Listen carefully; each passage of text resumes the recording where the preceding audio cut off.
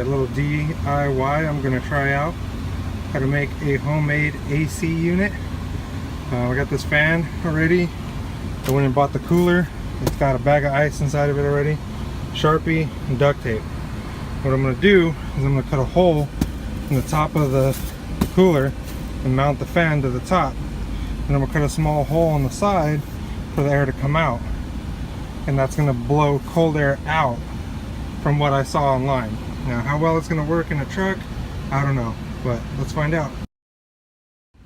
Alright, so now as you can see, I cut the hole, but I cut it smaller than the diameter of the fan, so that the fan can sit right on top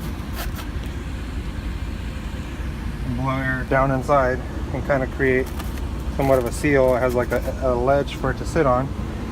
Now I'm going to cut the hole in the side. Let's see how. Alright, moment of truth. Moment of truth. Let's see if it works.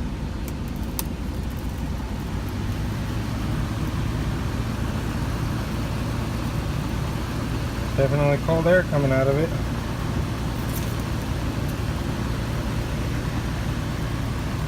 fan is on. You can see that. It's blowing cold air out of it. So let's turn the truck air conditioning off.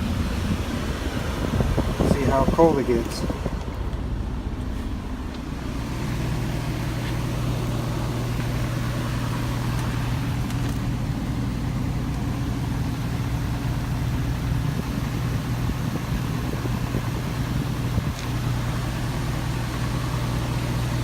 Definitely cold air coming out of it.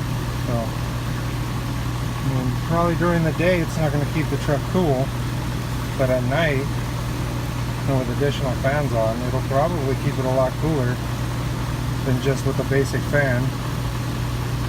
And as you can see, this stuff makes a mess. So make sure you have a little vacuum in your truck, or do it outside. So